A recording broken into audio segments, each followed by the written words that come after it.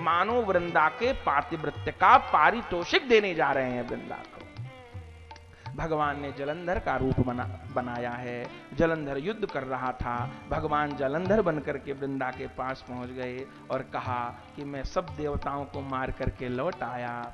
उधर उसका पति जलंधर मारा गया है और जैसे ही इसको पता चला कि मेरे साथ छल हुआ तो इसने भगवान को ही श्राप दे दिया। बोले अरे प्रभु, आपने छल पूर्वक मेरा सतीत्व भंग किया, सो आपको अवतार लेना होगा। त्रेता में आपको मनुष्य बनकर के अवतार लेना होगा। एक रूप से आपको शालिग्राम शिला रूप में अवतार लेना पड़ेगा। श्राप दिया, और जिस मेरे पति को आपने धोखे से मारा है ना, वे रावण बनेगा, और जैसे आपने मेरे से छल किया ऐसे मेरा पति दुष्ट राक्षस बनकर के आपकी पत्नी का छल पूर्वक हरण करेगा। ऐसा श्राप दे दिया। भगवान बोले सारे श्राप मंजूर, लेकिन तेरे पति के द्वारा जो संसार आज दुख भोग रहा था उस दुख का अंत हो गया। सो भगवान एक रूप से शालिग्राम जी के रूप में प्रकट हुए और एक रूप से श्री राम जी के रूप में त्रेता में प्रकट होंगे, ऐसा शंकर जी कह रहे हैं। तो एक रूप से इसलिए प्रकट हुए, ये वृंदा जल करके राख हो गई अपनी पति के साथ, और इन्हीं की राख में से उन 3 दिव्य पौधे प्रकट हुए। ये तुलसी शालिग्राम जी के प्राकट्य की कथा है तो बहुत विस्तृत, समझाना इस कथा को बहुत कठिन है, बहुत मेहनत वाली कथा है। केवल इतना कह के नहीं चले जाएंगे कि वृंदा की राख में से तुलसी जी प्रकट हुई, क्यों हुई, कैसे हुई, ये बहुत मेहनत से समझाने की बात है। क्योंकि अगर थोड़े में कह करके चले गए तो पता नहीं समाज में बैठा हुआ कौन व्यक्ति किस बात का क्या अर्थ लगा जाए। इसकी राख में से तुलसी जी प्रकट हुई हैं।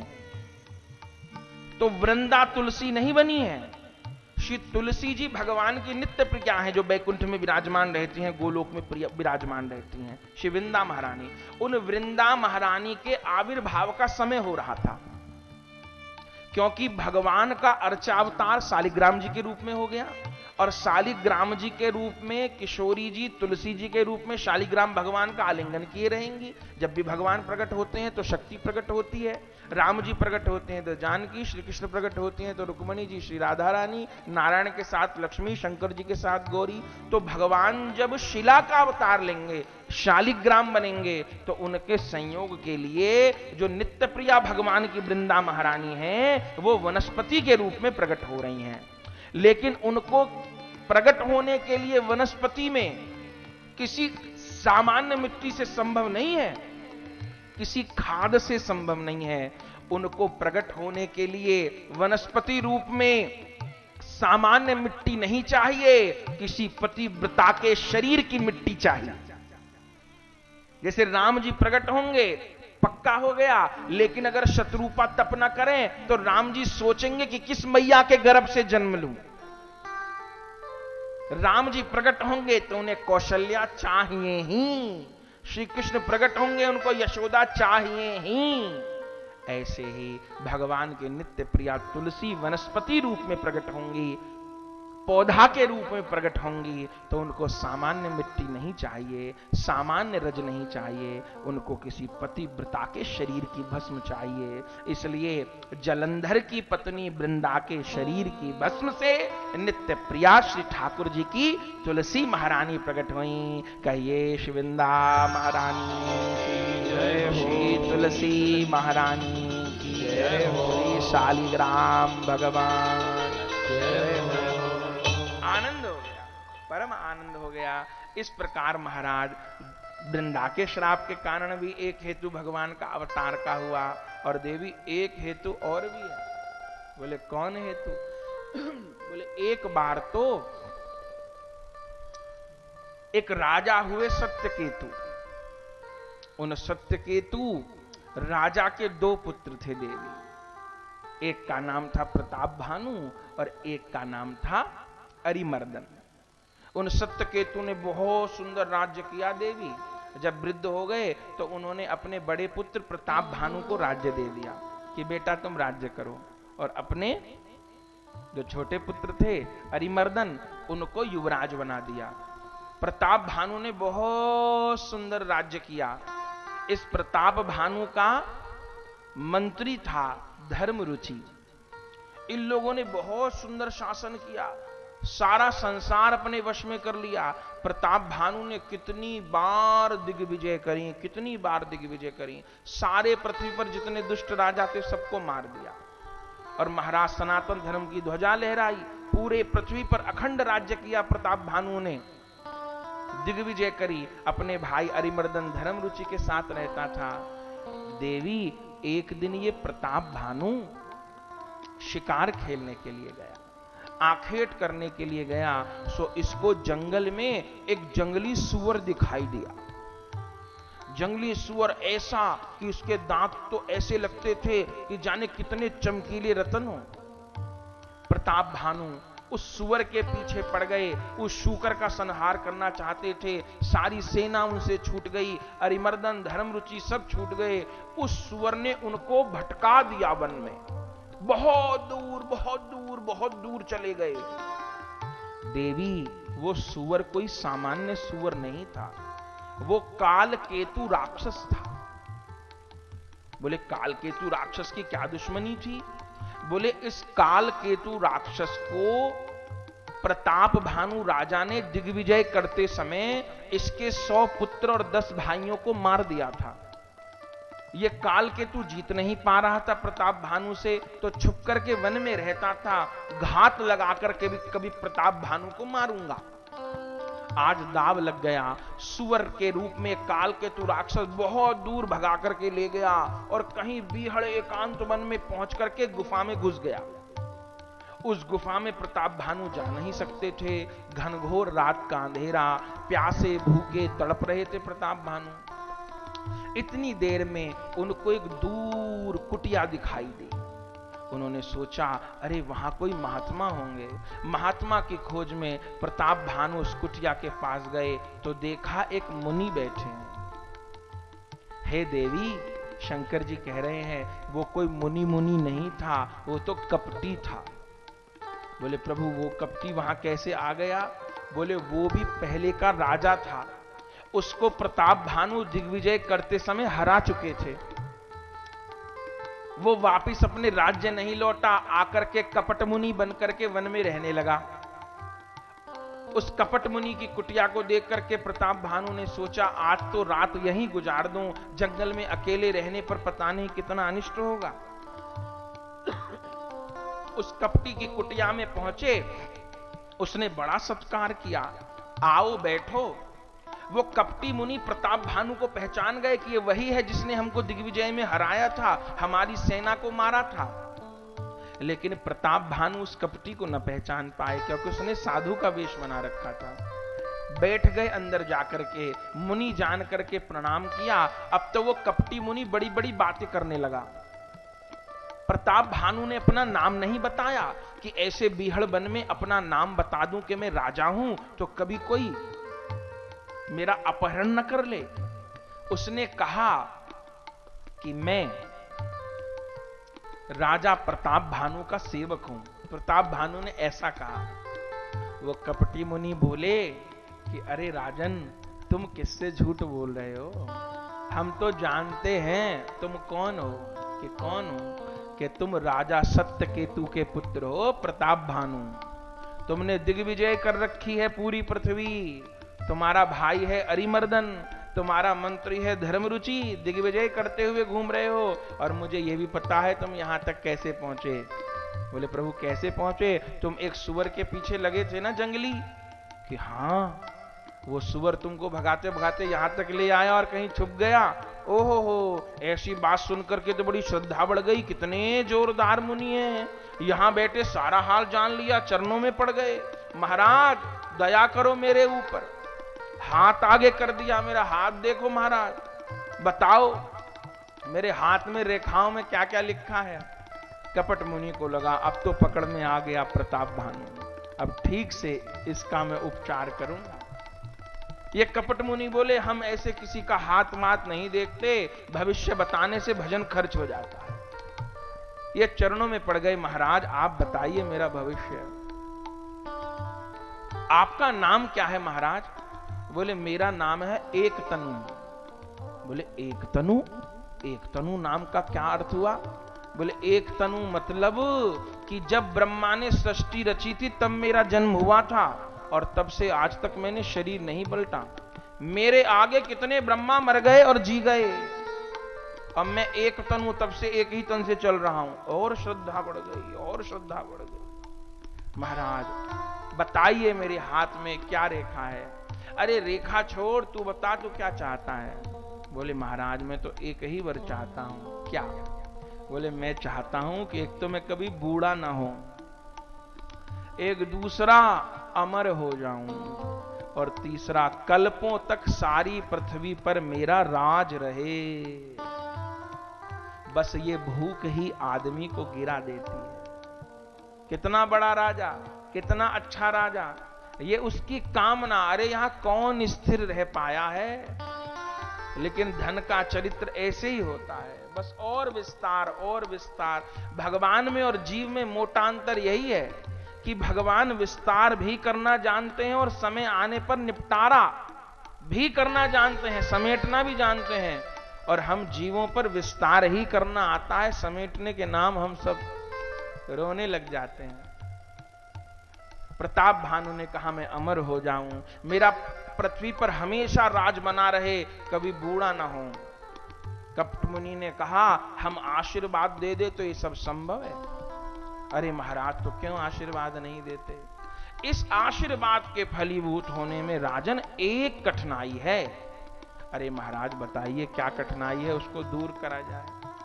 और तो तुम्हारे हाथ में अमर होने की सारी रेखाएं हैं, बस अगर तुम ब्राह्मणों को अपने बस में कर लो, अगर तुम्हारी कभी मौत होगी तो वो ब्राह्मण और संतों के श्राप की वजह से होगी। यदि ब्राह्मण और संतों को तुमने वश में कर लिया तो फिर तुम अमर हो गए। अरे महाराज ब्राह्मणों को कैसे वश में किया जा सकता है? अरे महाराज ये तुम किसी और से जाके पूछना, इतना समय हमारे पास थोड़ो है कि भजन छोड़ करके महाराज इसी काम में लगे रहे। श्री राम एकांत इससे हम इसी काम में लगे रहे। बोले फिर आप ही बताइए ब्राह्मणों को कैसे बस में किया जाएगा? बोले युक्ति है तो सही, पर वो करने की मेरे पास समय नहीं। बोले क्या युक्ति है? बोले यदि मैं रसोईया बनूं, रसोईया बन के रसोई बनाऊं, तुम ब्राह्मणों को न्योता करो और मेरी बनाई हुई रसोई ब्राह्मणों को खिलाओ, तो जो जो मेरी बनाई हुई रसोई ब्राह्मण खाएगा, तुम परोसना मैं बनाऊंगा, वो सब ब्राह्मण तुम्हारे वश में हो जाएंगे। और जब सब ब्राह्मण वश में हो जाएंगे, संत वश में हो जाएंगे, तो तुमको कोई कभी श्राप नहीं देगा, तुम अमर हो जाओगे। अरे महाराज तब तो ये उपाय कर दीजिए, चलिए आप। बोले हम नहीं जाते किसी के घर वर में। अरे महाराज ऐसा कैसे होगा?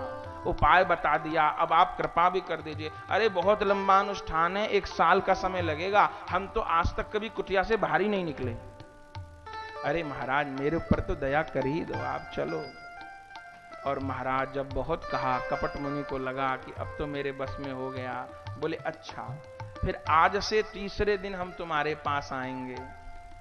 बोले अच्छा प्रभु आप साथ चलिए। बोले नहीं, हमारा जो भजन चल रहा है उसको पूरा करके आएंगे, आज से तीसरे दिन तुमसे मिल लेंगे। और महाराज तब तो तीसरे दिन की व्यवस्था होने लगी। इधर राजा को कहा प्रताप भानु ने कि तुम जो है सो जाओ, मैं तुमको रात रात में अपने योग के बल से सोते सोते को महल में पहुंचा दूंगा, तुम सो जाओ मेरी कुटिया में। प्रताप भानु कुटिया में सो गए, बाहर अपने घोड़े बांध दिए थे उन्होंने, गहरी नींद में सो गए, थके हुए थे। सोने के बाद कपट मुनि ने उसी काल केतु राक्षस जो सुअर बना था उसको बुलाया, बुला करके कहा कि मैंने इसकी मति बांध दी है, इसको अपने बस में कर लिया है, अब तुम्हें मेरी सहायता करनी है। सोते सोते को अपनी मायावी विद्या के द्वारा इसके राजमहल में पहुंचा दो, और तीसरे दिन मैं यहां से इसके पुरोहित का हरण कर लेता हूं, तीसरे दिन इसके पुरोहित के रूप में तुम पहुंच जाना, ये ब्राह्मणों को न्योता देगा। उस समय तुम रसोई में भोजन बनाने की बजाय गैया का मांस रांध देना। ये तुम गैया का मांस रांध दोगे, खिलाएगा ये ब्राह्मणों को, सो ब्राह्मण कुपित होकर के श्राप दे देंगे। हम ऐसे तो इससे न जीत पाए, ऐसे जीते। काल केतु ने माया फैलाई, सोते सोते प्रताप भानु को महल में पहुंचा दिया। सुबह प्रताप भानु की आंख खुली, अरे महाराज मुझे तो बड़े सच्चे महात्मा मिले, अद्भुत महात्मा मिले, सोते सोते को महल में पहुंचा दिया, मैं तो धन्य हो गया। अब जिसकी महाराज सांसारिक वस्तुओं की लालसा है, जिसको जैसी इच्छा होती है उसको ऐसे गुरु मिल जाते हैं। भगवान से मिलने की इच्छा है ही नहीं तो भगवान से मिलने वाले गुरु मिलेंगे कहां? हमें तो गुरु ही ऐसे चाहिए जो रात को हाथ धरें तो सो में हम रात को खाकपति और सुबह उठें तो बन जाएं लाखपति। हमें तो गुरु ही ऐसे चाहिए। तो भैया फिर गुरु न मिलेंगे, ठग मिलेंगे, ठग। आज अगर संसार में महात्माओं के रूप में ठग पैदा हो गए हैं तो उसमें केवल महात्मा जिम्मेदार नहीं है, वो कपटी साधु जिम्मेवार नहीं है, उसके लिए प्रजा भी जिम्मेवार है, जनता भी जिम्मेवार है, समाज भी जिम्मेवार है। वो ऐसी गलत आशाएं महात्माओं से रखते क्यों हैं? उन्हें मेहनत की कमाई पे क्यों भरोसा नहीं है? वो क्यों ऐसी ऊटपटांग आशाएं रखते हैं जो ठगों से पाला पड़े? अरे महाराज बड़े प्रसन्न हो गए प्रताप भानु, और महाराज तीसरे दिन तो वो राक्षस पुरोहित के रूप में आ मिले। राजा प्रसन्न हो गया। इसने तो 10,000 ब्राह्मणों को न्योता दिया। काल केतु राक्षस जो पुरोहित बने हुए थे उन्होंने कहा, राजन देखो जब मैं रसोई बनाऊंगा कोई आवे नहीं, जैसे कोई चौके में आया तो अशुद्ध हो जाएगी रसोई, तो कोई आए नहीं, मैं अकेला रसोई बनाऊंगा। बोले ठीक है महाराज, बस तुम परोसना। और महाराज काल केतु ने तो पशु पंछी गाय और ब्राह्मणों का भी मांस मिला करके वो अपवित्र भोजन बनाया। अपने राक्षस बुला करके इतना भोजन बनाया और कुछ ऐसा द्रव्य उसमें डाल दिया जिससे कि मांस की दुर्गंध न आए। ऊपर से तो वस्तु ऐसे लगे जैसे खीर है, पूरी है, हलवा है, सब्जी है, और भीतर मांस उसके। ऐसा कुछ कर दिया। परोसाई होने लगी, राजा पत्तलों में परोसने लगे।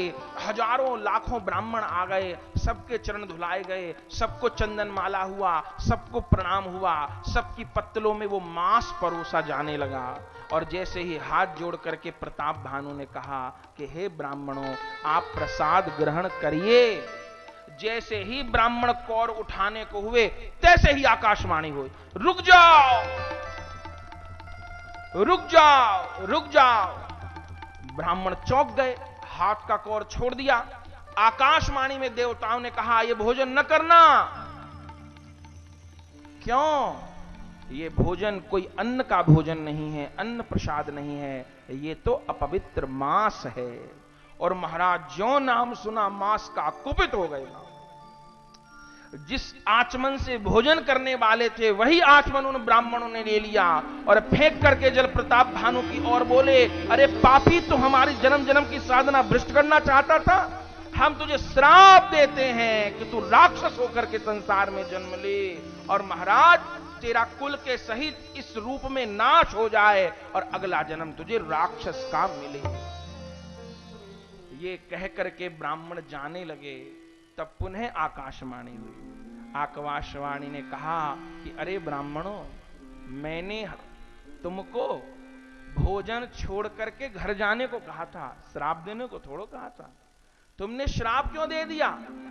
एक कदम आगे बढ़ गए। मैंने तो तुमको कहा था कि महाराज तुम श्राप मत देना, श्राप दे दिया तुमने। तब तो प्रताप भानु को पता चला, तब तो महाराज इनका पुण्य क्षीण हो गया। और ये सब आकर के उपस्थित हुए, सब राक्षसों ने और उन द्रोही राजाओं ने घेर करके महाराज प्रताप भानु के राज्य पर चढ़ाई कर दी। और तब प्रताप भानु युद्ध में मारे गए, अरिमर्दन मारे गए, धर्म रुचि मारे गए। और ये प्रताप भानु मर करके रावण हुए अगले जन्म में। अरिमर्दन छोटा भाई मर करके कुंभकर्ण हुआ और इनका मंत्री धर्म रुचि मर करके अगले जन्म में विभीषण हुआ। शंकर जी कह रहे हैं राम जी के अवतार लेने का ये भी एक हेतु है, इनका उद्धार करने के लिए राम जी ने अवतार लिया। राम अवतार के हेतु अनेका, परम विचित्र एक ते। श्री राम तुम्हारी जय जय हो। श्री राम तुम्हारी जय जय हो। श्री राम तुम्हारी जय जय हो। श्री राम तुम्हारी जय जय हो। श्री राम तुम्हारी जय जय हो। श्री राम तुम्हारी जय जय हो। तुम्हारी जय जय हो। हे संतों तुम्हारी जय जय हो। हे ऋषियों तुम्हारी जय जय हो। हे ऋषियों तुम्हारी जय जय हो। गुरु पतंजलि जी तुम्हारी जय जय हो। पतंजलि जी तुम्हारी जय जय हो।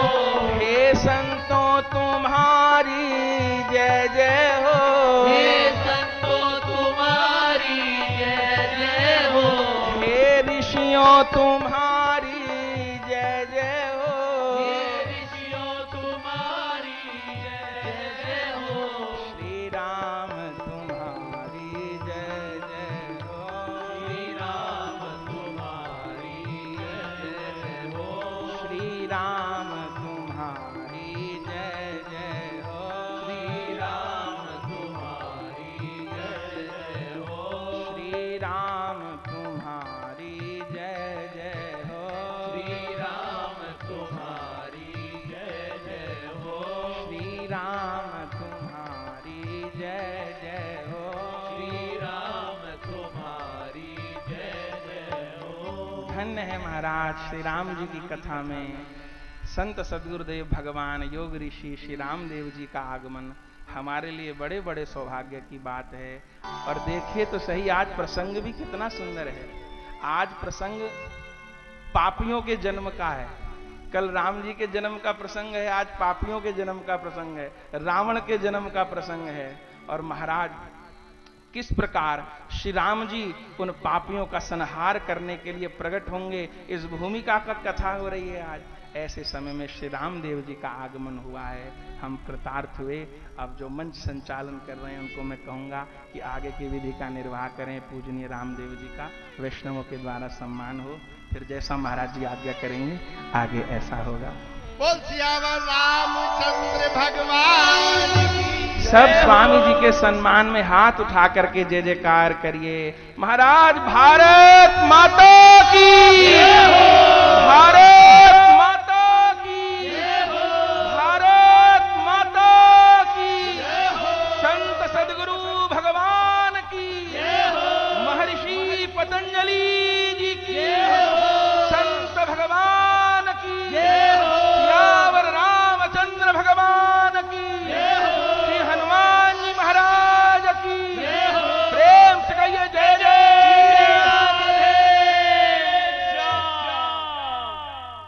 अब हम निताई गौर हरि संकीर्तन मंडल ट्रस्ट रजिस्टर्ड गाजियाबाद की ओर से स्वामी जी का स्वागत करने हेतु श्री अनिल कंसल जी, श्री अनिल गर्ग जी, श्री अनिल गोयल जी एवं हमारे आज के मुख्य यजमान श्री सुरेश गुप्ता जी को मंच पर आमंत्रित कर रहे हैं।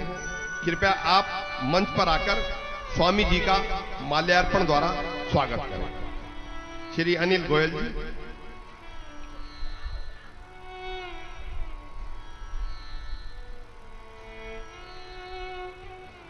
श्री अनिल कंसल जी,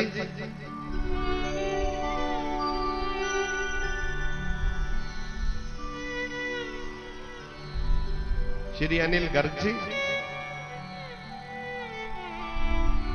सुरेश गुप्ता जी,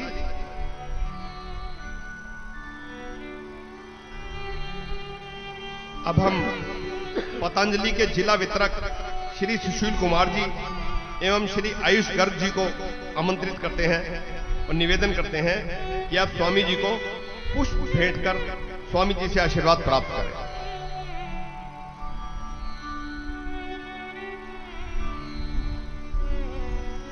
अब हम श्रद्धेय महाराज जी से निवेदन करते हैं कि आप परम पूज्य स्वामी जी को श्री राम धनुष भेंट कर उनका अभिनंदन करने की कृपा करें।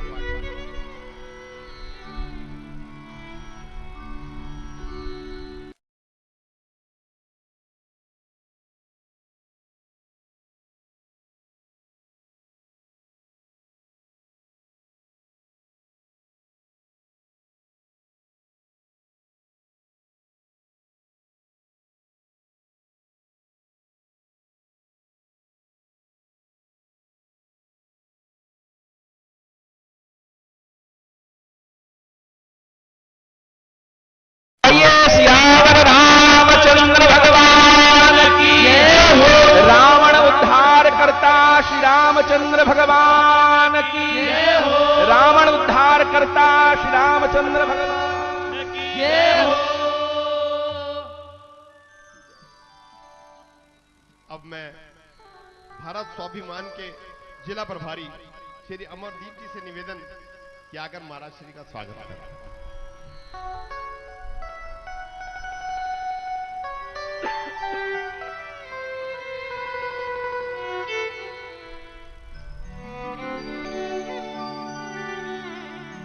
परम श्रद्धेय श्री गौरदास जी महाराज बाल्यकाल में लगभग 5 वर्ष की अवस्था से ही श्री हरिनाम संकीर्तन एवं सत्संग के द्वारा जन कल्याण कर रहे हैं।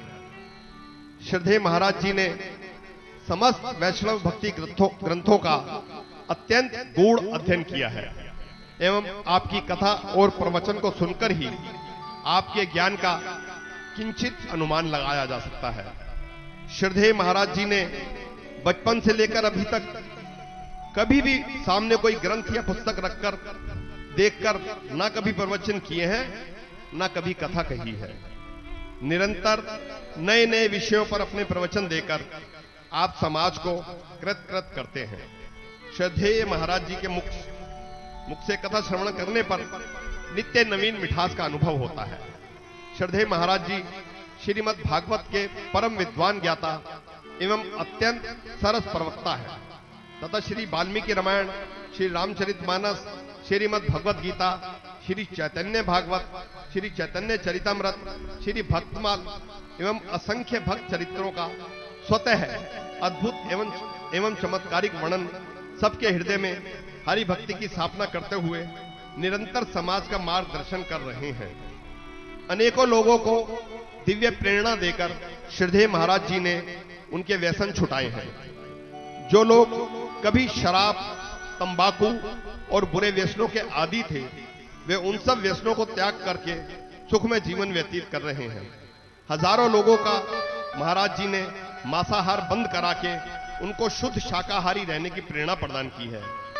आज असंख्य घरों में महाराज जी द्वारा प्रदान की गई ठाकुर सेवा हो रही है। महाराज जी द्वारा श्री निताई गौर हरि संकीर्तन मंडल ट्रस्ट रजिस्टर्ड गाजियाबाद के रूप में लगाई गई श्री हरिनाम रूपी फुलवारी खूब फल फूल रही है, जिसकी छाया में बैठकर हम सब महाराज जी के शिष्य असंख्य नर नारी अत्यंत सुखमय जीवन यापन कर रहे हैं। अधिक क्या कहूं, महाराज जी के गुण असंख्य हैं, हमारी जिह्वा उनके गुणों का वर्णन करने में असमर्थ है। श्रद्धेय महाराज जी स्वामी रामदेव जी के प्रति हृदय में अत्यंत श्रद्धा रखते हैं एवं स्वामी जी द्वारा किए जा रहे कार्यों की भूरी भूरी प्रशंसा करते हैं। अतः हम श्रद्धेय महाराज जी से निवेदन करते हैं कि पूजनीय स्वामी रामदेव जी के आशीर्वचन प्राप्त करने से पूर्व श्रद्धेय महाराज जी रामदेव जी के प्रति अपने उद्गार प्रकट करने की कृपा करें। श्रद्धेय महाराज जी। महाराज क्या उद्गार प्रकट करने हैं? आपकी पूजनीय योग ऋषि स्वामी रामदेव जी की उपस्थिति ही हमको कृतकृत्य कर रही है। हम सब आदरणीय स्वामी जी का आशीर्वचन ग्रहण करेंगे। बस हमको इतना ही कहना है महाराज, एक छोटे से प्रसंग के माध्यम से कि दशरथ जी के पुत्र नहीं हो रहा था, सो दशरथ जी ने पुत्रेष्टि काम यज्ञ करवाया जिससे पुत्र की प्राप्ति होगी। तो उस समय यज्ञ में से अग्नि भगवान अग्निदेव सोने के पात्र में खीर लेकर के प्रगटे। तो यज्ञ करवाया था दशरथ जी ने। अग्निदेव खीर का पात्र लेकर के प्रगटे, जिसको पाकर के कौशल्या मैया, कैकई मैया, सुमित्रा मैया गर्भवती हुई, भगवान श्री राम प्रकट हुए। लेकिन उस समय की चौपाई आप रामचरितमानस में देखिए, अग्निदेव को दशरथ जी को प्रसाद देकर के ये कहना चाहिए था कि तुमने जो मनोरथ किया था वो पूर्ण हुआ, लेकिन अग्निदेव ने ये नहीं कहा।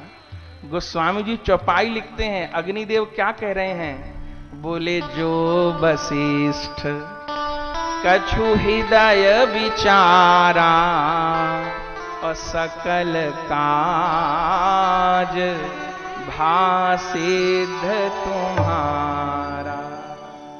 हे दशरथ, जो वशिष्ठ जी ने हृदय में विचारा हो वो मनोरथ पूर्ण हो। संशय होता है, संत लोग कहते हैं ऐसा क्यों कहा अग्निदेव ने, ये कहना चाहिए था कि दशरथ जी का मनोरथ पूरा होगा। ये क्यों कहा कि वशिष्ठ जी ने जो हृदय में विचारा हो वो पूरा हो। बोले अग्निदेव जानते थे कि दशरथ जी राम जी की प्राप्ति शायद केवल अपने कल्याण के लिए करना चाहते हो, समाज को राम जी से लाभ न मिल पाए, राम जी की कृपा न मिल पाए। लेकिन वशिष्ठ जी ने जो मन में संकल्प किया है वो केवल किसी एक व्यक्ति के कल्याण के लिए राम जी का आह्वान नहीं किया है, वशिष्ठ जी ने सारे संसार के कल्याण के लिए राम जी का आह्वान किया है। सो वशिष्ठ जी का संकल्प पूरा हो। अधिक क्या कहना है महाराज। स्वामी श्री रामदेव जी इस समय वशिष्ठ जी की भूमिका में है। जय हो। इससे अधिक कुछ कहना नहीं है महाराज।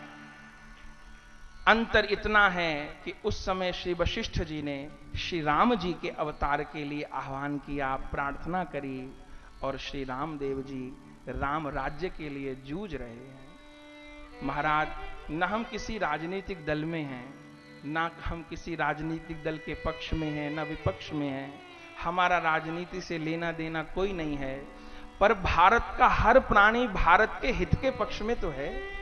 हम भारतवासी कैसे कहलाएंगे यदि हम भारत के हित के पक्ष में नहीं हैं।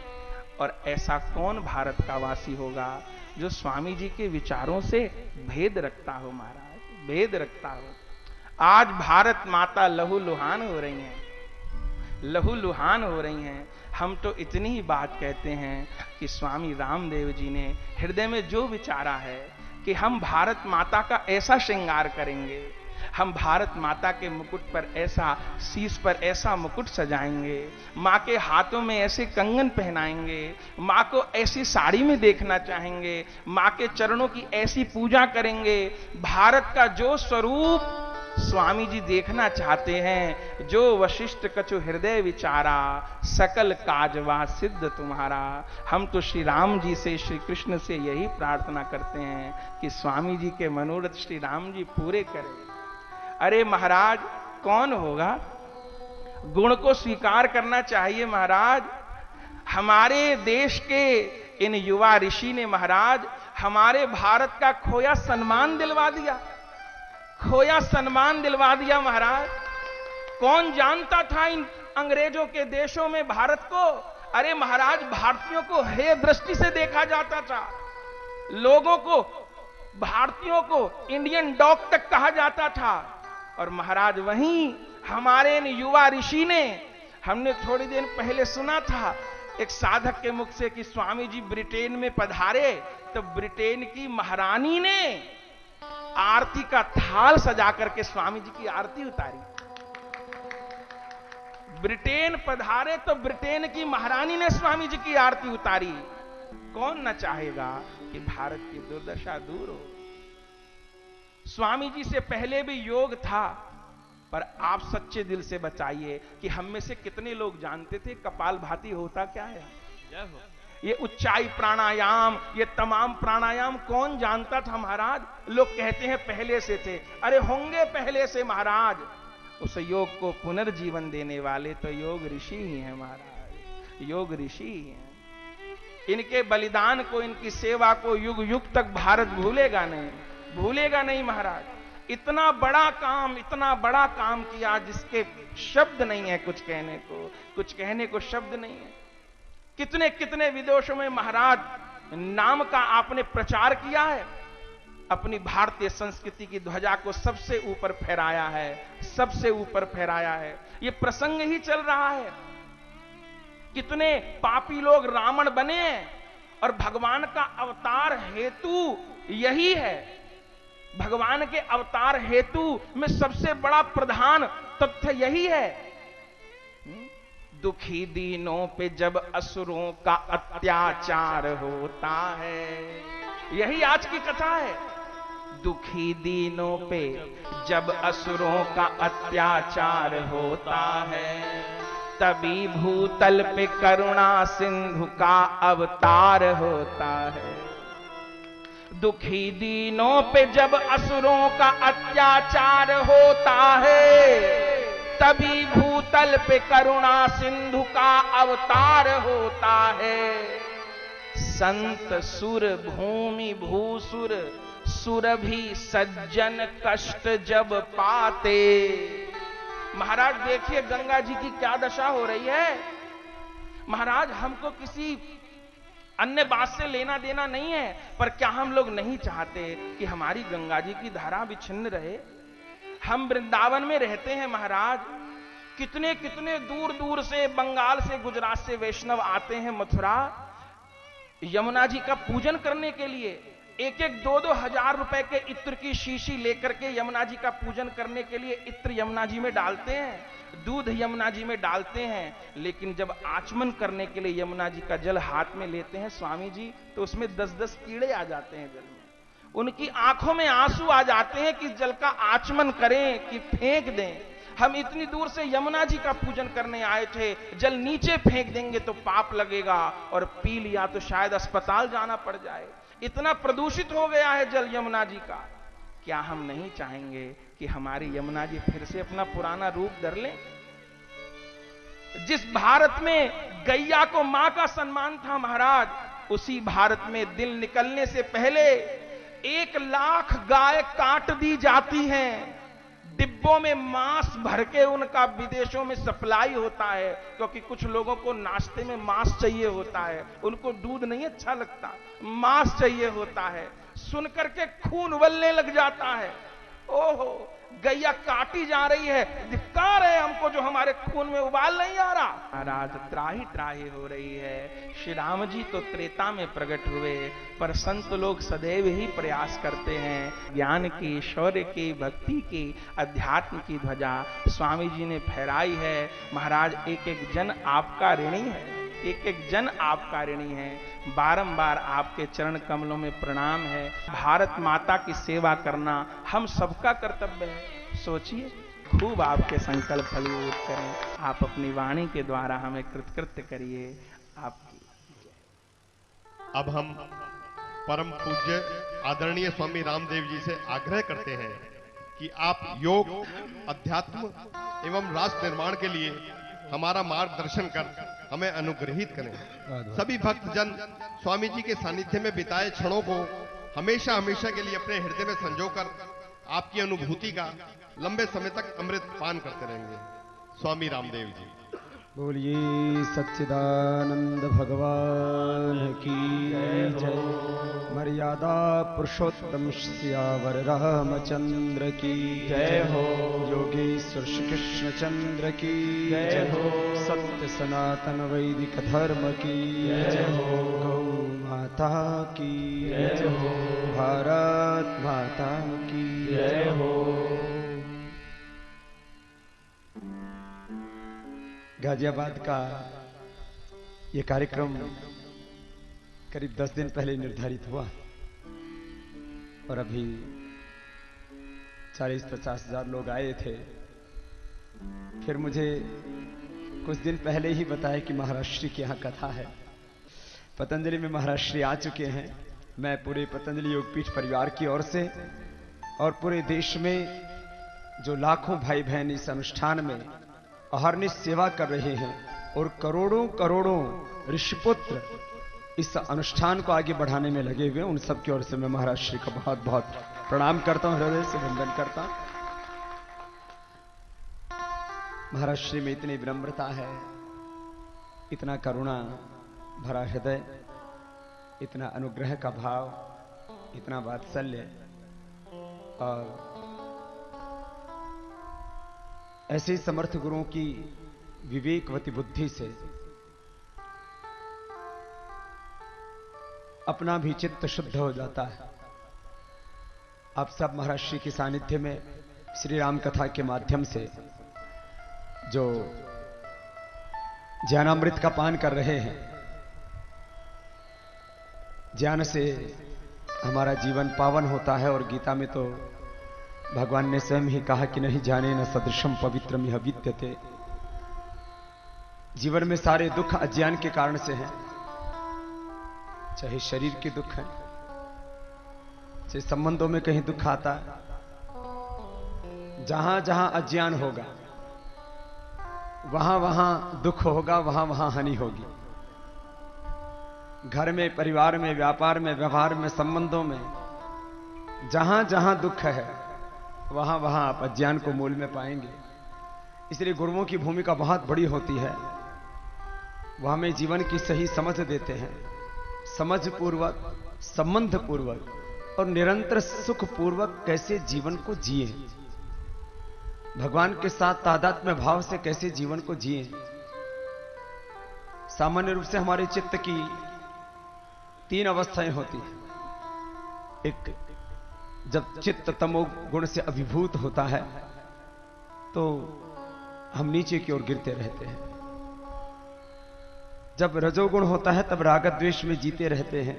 यह स्थिति बहुत अच्छी नहीं होती। जब सत्व का अधिष्ठान होता है हमारे चित्त में तब हम निरंतर ऊपर उठते रहते हैं।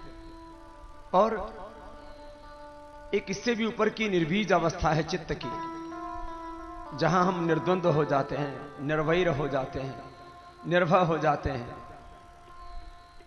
और उस भावातीत अवस्था में हमें गुरु लेकर के जाते हैं। और चेतना के इस स्तर पर जो जीते हैं उनका जीवन पूर्णता को प्राप्त हो जाता है। इसी पूर्णता को मोक्ष कहा है कि जीवन में जब हमारी भीतर की सारी दुर्बलताएं, भीतर की सब पराधीनताएं, भीतर की सब कमजोरियों से हम मुक्त होकर के निज स्मृति में, अपने मूल स्वभाव में जीने लगते हैं, जिसको गीता में भगवान श्री कृष्ण ने कहा, नष्टो मोह स्मृतिर्लब्धा तत्प्रसादान मयाच्युतः स्थितोऽस्मि गत संदेह करिष्ये वचनम तव। तो आप सब यहां एक समर्थ गुरु की सानिध्य में ये राम कथा, ये भागवत कथाएं माध्यम बनती हैं कि हम अपने महापुरुषों के चरित्र को अपने जीवन के सामने रख करके आगे बढ़ें। और आप सब उस ज्ञानामृत का यहां पान कर रहे हैं। ये सत्संग भी अनेक जन्मों के पुण्य के प्रभाव से हमको मिलता है। राष्ट्र के बारे में कहने को कुछ शेष इसलिए नहीं, आप अनेक बार मुझे सुनते रहते होंगे और आज तो परम श्रद्धेय वंदनीय गौरदास जी महाराज जी ने सब कुछ आपके सामने वो प्रसंग रख ही दिए हैं। और हमारे सभी महापुरुषों के जीवन को, उनके चरित्र को जब हम देखते हैं तो उन्होंने जीवन में जैसा आचरण किया वैसा आचरण अपने को करना है। वैयक्तिक जीवन में, पारिवारिक जीवन में, और इस समष्टि के प्रति जो उनकी दृष्टि थी, जो उनका आचरण था, वो आचरण हमारा हो। हम कथाओं में तो रोज रावण का, हम कथाओं में तो रोज कंस का, जरासंध का, असुरों का संहार का प्रसंग सुनते हैं, लेकिन असली जीवन में भी, चाहे अपने वैयक्तिक जीवन में जो रावणी प्रवृत्तियां हैं, जो आसुरी प्रवृत्तियां हैं, उनके निराकरण की बात हो, या हमारे समष्टिगत जीवन में, हमारे सामाजिक और राष्ट्रीय जीवन में जो आसुरी प्रवृत्तियां हों, हम आधी बात को तो निर्विवादित रूप से स्वीकार कर लेते हैं, परित्राणाय साधूनाम, लेकिन जब विनाशाय च दुष्कृताम की बात आती है तब थोड़ा भय लगता है। लेकिन धर्म पूरा तभी होगा जब परित्राणाय साधूनाम और विनाशाय च दुष्कृताम दोनों साथ साथ होंगे, तो धर्म बचेगा, तो देश बचेगा। आप उस दिशा में भी अपना जो राष्ट्रीय कर्तव्य उसका निर्वहन करें। जहां तक राष्ट्र के सामने चुनौतियों का प्रश्न है, महाराज श्री ने गौ से लेकर के, गंगा से लेकर के अपनी पावनी संस्कृति पर किस तरह से प्रहार हो रहे हैं। और महाराज जी ने जो भजन में भगवान के अवतरण का जो प्रसंग रखा, उसमें तो सब कुछ ही समाहित था। इसलिए मैं अधिक न कहता हुआ आप सबसे यही कहूंगा कि पूज्य महाराज श्री ने जैसे कहा है वैसे हम जी। कहने को तो बहुत थोड़े से शब्द होते हैं, जीने को पूरा जीवन होता है।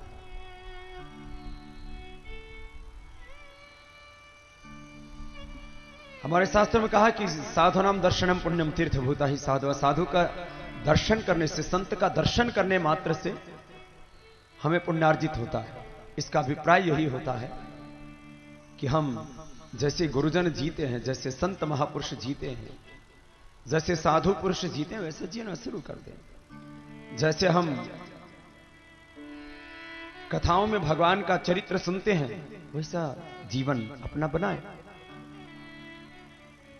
भगवान श्याम के जीवन की सबसे बड़ी विशेषता वो मर्यादा में जीते हैं। तो हमारे जीवन में भी जो संबंधों की मर्यादा है, पति की मर्यादा, पत्नी की मर्यादा, माता पिता की मर्यादा, एक पुत्र की मर्यादा, एक गुरु और एक शिष्य की मर्यादा, राष्ट्र के प्रति अपनी मर्यादा, सोने की भी एक मर्यादा, जागने की भी एक मर्यादा, खाने की भी एक मर्यादा, देखने भी की मर्यादा, सुनने की भी एक मर्यादा, बोलने की भी एक मर्यादा, बैठने की भी एक मर्यादा। सीधे बैठो, ये बैठने की मर्यादा है।